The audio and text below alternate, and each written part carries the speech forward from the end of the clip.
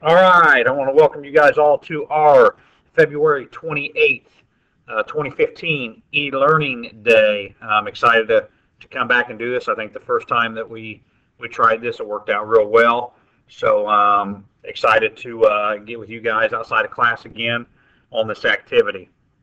Um, just a reminder, same as last time, anybody that needs to get a hold of me or needs to contact me, feel free to do so by sending me a message through My Big Campus, or also you can send an email to my school address, which is dvest@yorktown.k12.in.us. So I was kind of thinking about some things that we've talked about in class and some comments I'm getting from students and some of those things. And I'm thinking, well, okay, what are we going to do exactly for our e-learning day? You know, I want to kind of keep it in basis in line of what we're really doing in class at the present time. And I think a lot of you have some concern about what you're going to see on our final exam, which obviously is coming up here in the next couple of weeks. And obviously with ISTEP and a couple other things, you guys are going to be pretty busy. So I thought this would be a great opportunity for you and I to kind of do a little bit of review together. Okay. Like I said, the main focus of our final is going to be the mechanisms unit of our class. Like I said, you know, we spent several weeks on it. We spent a lot of time. I think it's something that you guys are getting a good grasp on. So, for example, what are some of the things you're going to see on the final, you might ask?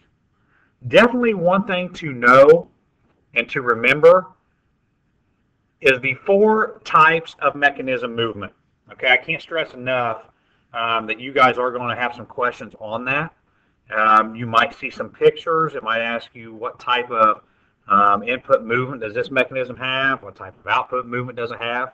And with building 10 of these mechanisms in class, you guys hopefully should understand that at that point. If you do not, you need to get with me. You need to ask me. I need to help you understand it.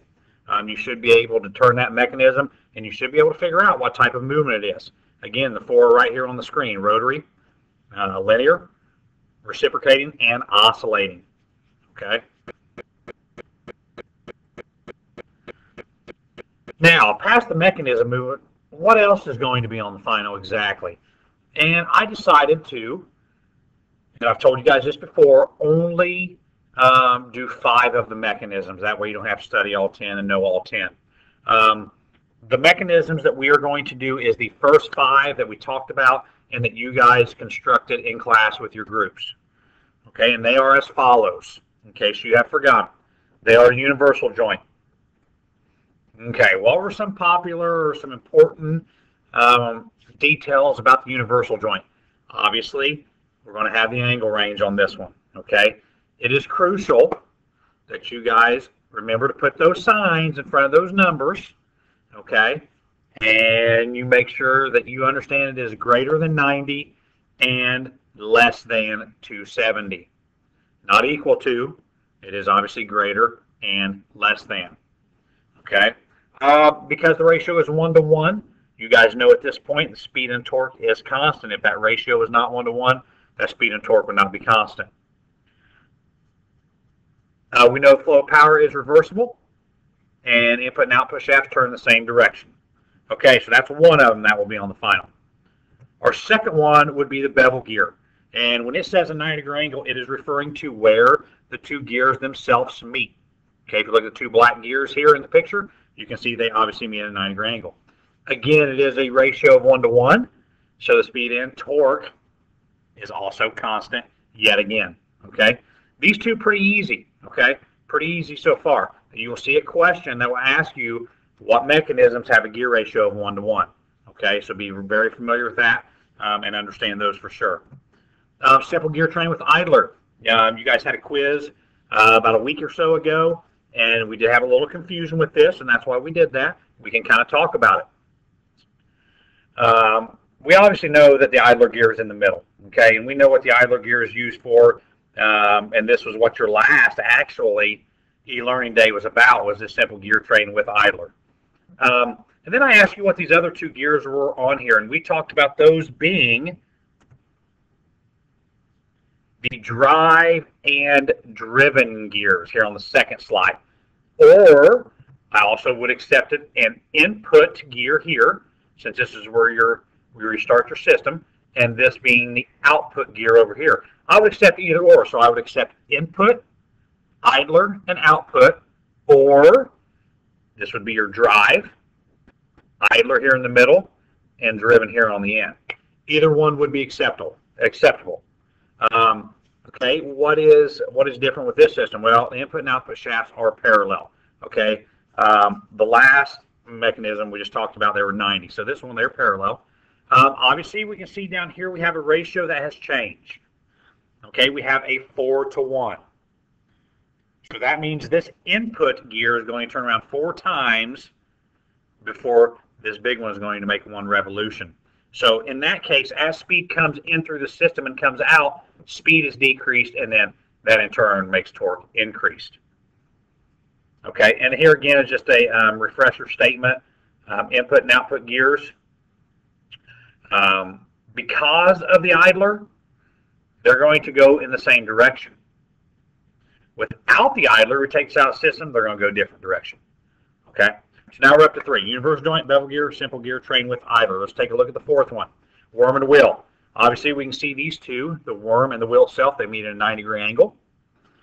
Speed is going to be decreased. We see a ratio down here of 20-to-1. When you guys built this, you could see that this wheel turned very, very slow. And some of you guys say, hey, that's turning awful slow, isn't it? And then you guys, obviously knew at that point, hey, it's a 20-to-1 ratio. It's supposed to turn that slow. Okay. Important thing here, flow of power, not reversible. You will see something on the final about that. Okay. Like I said, the worm always has to power the wheel. That wheel cannot power that worm. If you remember, I made about every group grab that wheel and try to turn that the worm, and the worm wouldn't turn. So it always has to go in that direction. Okay. So that is the worm and wheel. Now let's take a look at our last and final one that you guys would see on the final, and that would be the crown pinion. Okay. Obviously here we're meeting at a 90-degree angle yet again. We can see that this time we do not have a whole numbers ratio. We have 3.2-to-1. Okay, 3.2-to-1. And then that in turn, we're going from a smaller gear to going from the smaller gear here to the bigger gear. So that means that speed as it goes through this system is going to slow down. So speed is decreased and torque is increased. Flow of power, reversible, and direction of travel is reversible. So now again, that was a quick run through. I know we've hit this topic a lot. I want you guys to understand these. I want you to be familiar with them. I want you to ask me questions. Please come see me. Anything you do not understand, anything you have questions over. Again, this PowerPoint here can be found in many different places. Obviously, it is on this bundle now. Also, this PowerPoint is under resources in your My Big Campus Mega Group. You can find it there. If for some reason you're having problems find it, let me know. Let me know. I can at least print you out a copy, or we can make some sort of accommodation there. So what I would like for you guys to do is just basically take a look at this workshop vise. We built one mechanism, and this isn't always going to be the case that this is going to be on the final, but what I would like for you to do is just kind of look at this, okay? Start thinking about the way this vise would turn, and then start telling me what type of input movement and output movement, etc., that this would be, okay? And I want you to get familiar with this because this will be a lot like the final, okay? So it might not be one of the topics that I just discussed, but it's all right for you guys to start looking at this and saying, okay, I can tell it has this because of this. And I know you guys can do that. I have 100% confidence that all of you guys can answer these questions correctly. So what I would like for you to do is go ahead and answer this worksheet. Go ahead and fill it in. What I want you to do is save it. What I want you to do is bring it to class. We are going to talk about it on Tuesday. Okay, we're going to talk about it on Tuesday. Once everybody has a chance to finish the bundle and the time has expired, we will talk about it. At that time, I will get you guys a grade on this, etc. So that concludes this bundle. If you have any questions, again, please feel free to contact me, my big campus or my email, and I will be available all weekend, obviously within reasonable hours, and I will get back to you as soon as possible. Have a good day. Thank you.